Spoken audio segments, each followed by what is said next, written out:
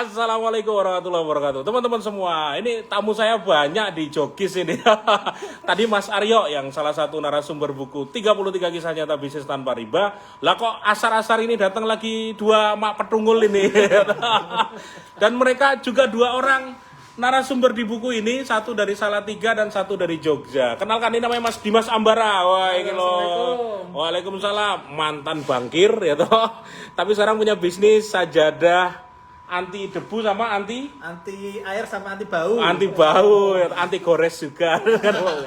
Tapi sampai ke luar negeri loh. Nah, toh, yang sampingnya ini Mas Tony Wicaksono.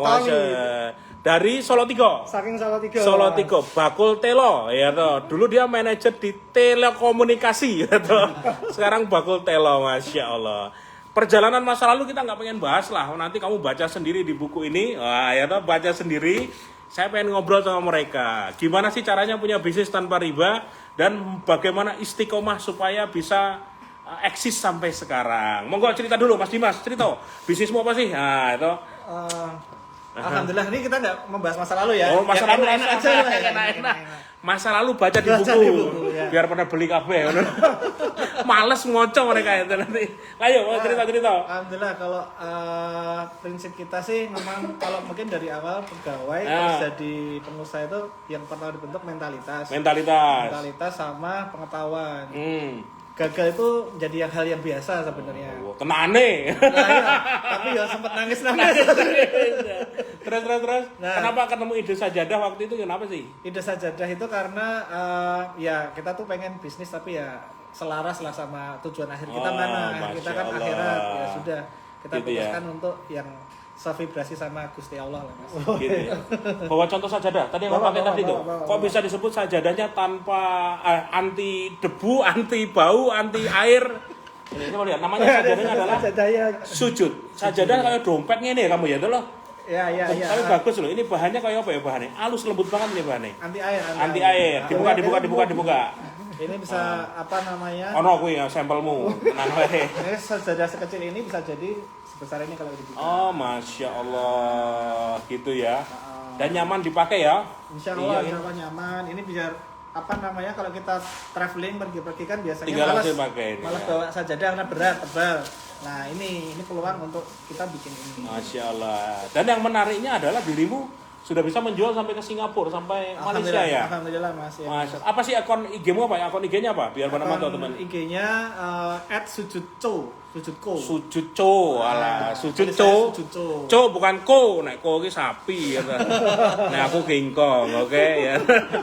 Jadi ini bisnis sajadah. Padahal dia dulu adalah seorang bankir. Dia cerita pernah jadi bankir sekian tahun, tapi ya gitulah, katanya gelisah ya toh. Nanti baca Mas, Nanti baca. Malah kecerdasan itu. Nyindir gitu, itu spoiler kayak film bae. Nanti lanjut lagi. Sekarang ke Mas Tony, Solo Tigo. Kok iso ya? Manajer telekomunikasi jadi Bakul Telo. Tapi bener loh. Kamu mungkin salah satu telekomunikasi terbesar di Indonesia saat ini, dulu manajernya dia. Tapi kok bisa nyasang ke telo ini? Mana produkmu sini? Kasih tahu produkmu. Nah, ini loh. Ini nih, kalau main ke Solo Tigo mampir ke Argo Telo. Argo Telo di jalan apa? Argo Telo. Jalan Argo Wiyoto nomor 4. Salatiga. Dibuka isine kaya apa to ini? Wah, iki. Tumplek yang gue untuk ganti.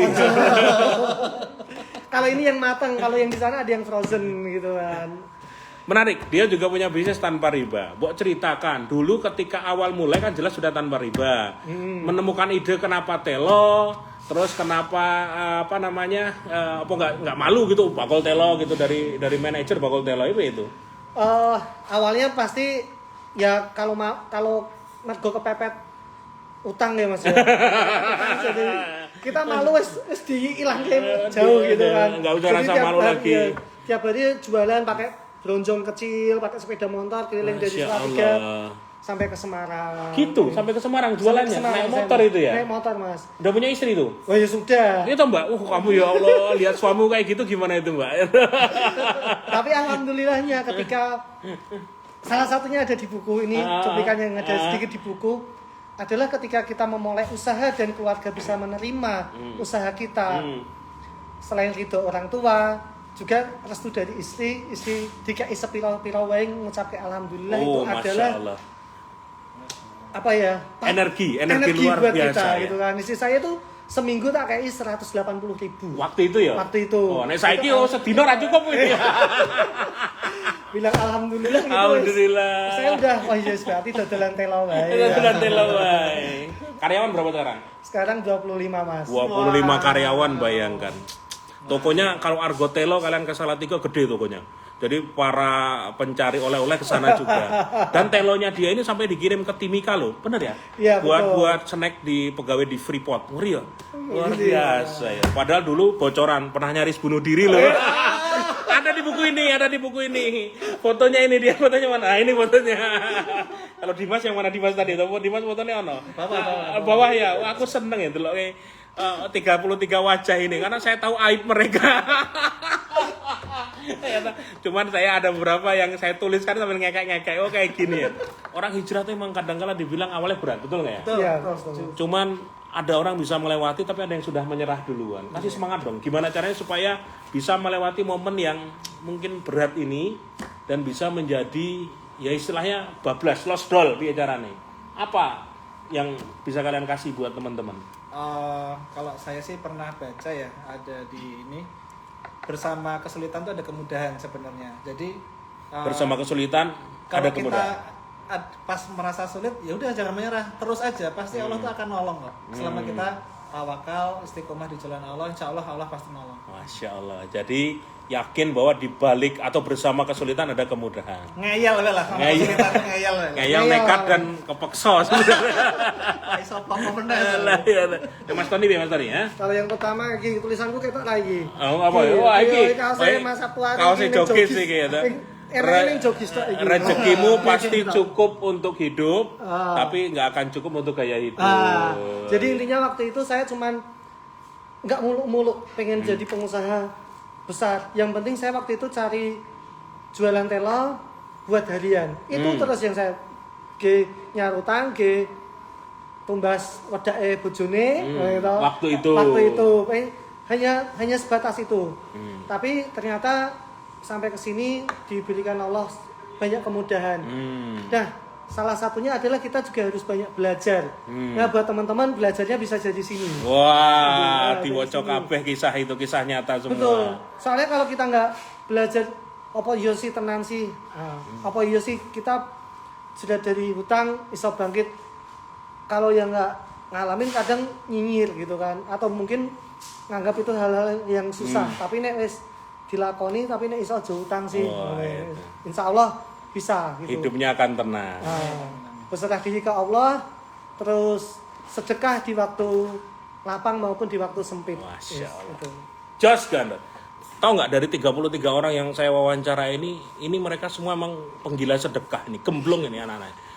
Pantes rezekinya dimudahkan. Ini Mas Dimas ini tiap hari bagi-bagi makanan di kantornya. Di jalan apa? Di Wiratama. Wiratama, Jogja Barat ya? Daerah mana? Kota, di dalam Kota Jogja, dekat Soto Pak Soleh, betul ya? Betul. Dia tiap siang bagi makanan di sana. Nek Mas Tony ini apa amalanmu aku lali? Wah, amalan. Jadi tiap Jumat kita ada yang namanya Jumat berbagi. Jumat berbagi itu kerjasama sama Al-Aziz sama ojek online-nya di Salatiga untuk dibagi-bagi ke baik pondok pesantren atau tukang becak segala macam. Tahu kan rahasianya mereka, pantes ya bisa bangkit, pantes ya punya bisnis tanpa utang riba ya. Ternyata sedekahnya udah kuat-kuat tuh loh. Jadi kalau kita kadang-kadang nanya pada diri kita, sebenarnya aku sedekahnya masih hitung-hitungan enggak gitu ya. Berarti rezekinya sih hitung-hitungan. Oke, Masya Allah, luar biasa ya. Saya sih berharap buku ini nanti benar-benar bisa menjadi pendobrak ya. Karena ini buku paling singkat yang saya kerjakan, gendeng. 1 bulan saya kayak orang gila itu, hanya di kamar tidur, hanya di ruang kerja. 7 hari wawancara 33 orang ini, dan kisahnya kan semua mengharu biru ya toh. Beberapa orang bahkan saya wawancara sampai nangis. Ya nangis itu nangis beneran loh, sampai aku nunggu mau tak kasih air depan laptop. Nah ini laptop mau tak kasih air piye gitu loh. Tapi benar-benar ada yang sampai bersedekah mobil 105 juta dia jual mobilnya hanya untuk membuang sisa harta masa lalunya itu. Dan itu wah luar biasa. Orang-orang ini dahsyat teman-teman kita ini. Jadi harus segera ikut baca buku ini.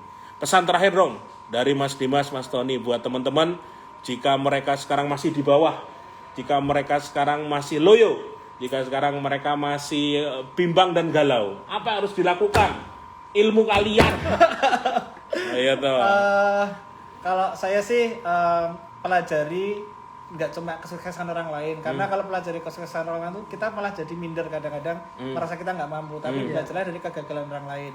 Lah, belajar dari kegagalan orang lain. Nah, Apik ya. Salah satu cara tercepat untuk kita sukses itu adalah baca buku. Baca buku kegagalan orang lain dan cara suksesnya gimana. Nah, makanya malah promosi terus cepet-cepet ini jangan sampai kehabisan. Ini benar-benar banyak pengalaman orang lain, banyak masa lalunya kelam semua. Harus benar-benar dipelajari untuk kita sukses di masa depan. Masya Allah. Insya Allah kita akan sukses bersama. Sama ada tips tuh memang Allah Islam sudah mengajarkan ya untuk kita sedekah, duha, tahajud tuh kalau bisa jangan sampai putus lah, karena pertolongan Allah di situ. Itu dari saya. Terima kasih. Bocorannya dulu mobilnya BMW. Tapi baru gue bayar parkir nggak mampu. Susah banget hidupnya dulu. Tapi ya Masya Allah. Mas Tony terakhir. Baik, buat teman-teman yang masih berjuang, kita sama-sama masih berjuang. Semuanya tetap berjuang. Yang penting istiqomah, yakin dengan janji Allah. Janji Allah nggak ada yang ingkar. Insyaallah. Jangan pernah merangin Rasulnya sama merangin Allah. Udah, itu tetap istiqomah. Walaupun dapatnya 200-300 perak, tapi kalau berkah insya Allah cukup. Masya Allah bukan. Salah satu pesan terakhir adalah kalau ke Salatiga jangan lupa ke Argotelo. Promosi. Kalau mau beli sajadah ke sujud.co. Saling melarisi, saling laku semua laris, biar makin karyawan tetap dapat menghidupi keluarganya. Jangan pernah jadi peminta-minta, terutama kepada pemerintah. Jangan minta pemerintah. Kita berjuang sendiri saja. Demikian teman-teman semua, live dari kantor Jogis di Jalan Anggajaya, Condong Ganter, Jogja. Matur nuwun sudah hadir teman-teman semua. Semoga sukses buat kita semua. Terima kasih. Tetap menjadi manusia bermanfaat, sukses dunia akhirat. Salam lunas. Salam lunas. Assalamualaikum warahmatullahi wabarakatuh. Waalaikumsalam warahmatullahi wabarakatuh.